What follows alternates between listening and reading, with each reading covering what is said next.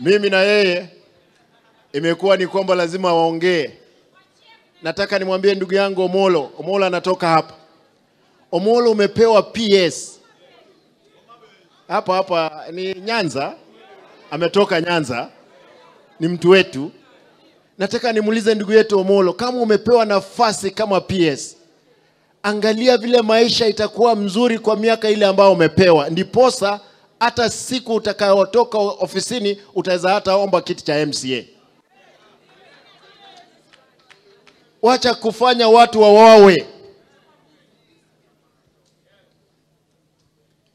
Watu ambao wamepiga watu risasi mpaka leo hii hawajai kamatwa. Wale walipiga watu hapa, waliua watu hapa wakati chairman wa ODM alikuwa anazikwa hapa, hawajai kamatwa. Kule Kisii watu ambao wamepiga watu risasi mpaka polisi ambao wanajulikana wamepiga watu risasi hawajai kamatwa. Eti kwa sababu mkubwa wao anaitwa Omolo. Shame on him.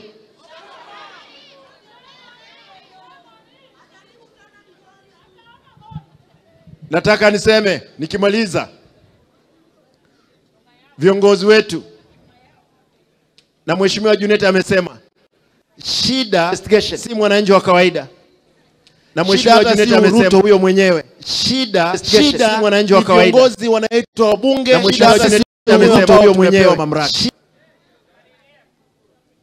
Watu wananuliwa kama njugu. Shida si mwananchi wa kawaida. Ndugu yangu seneta, nataka nishukuru kwa sababu ninyi mmeonyesha kwamba uongozi huko katika Senate. Tunashukuru. Wale ambao wako katika bunge kubwa, tafadhali tunaomba kwamba mshikilie Kenya yetu. Mheshimiwa Mishi, wewe tumekuwa bungeni, tafadhali kaa ngangari tuone kama tusaidia nchi yetu. Mheshimiwa Neighbor, ukisikia nduru ikipigwa Kisii, wewe kuja. Kifo ni mara moja bwana. Nikisikia nduru ikipigwa hapa, mimi niko tayari.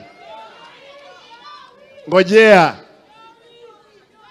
Mheshimiwa Junet amesema kama watu wanajulikana kwa fujo ni kina nani? Lakini tumeamua kwamba tuweke amani. Na tunaomba tuweke amani.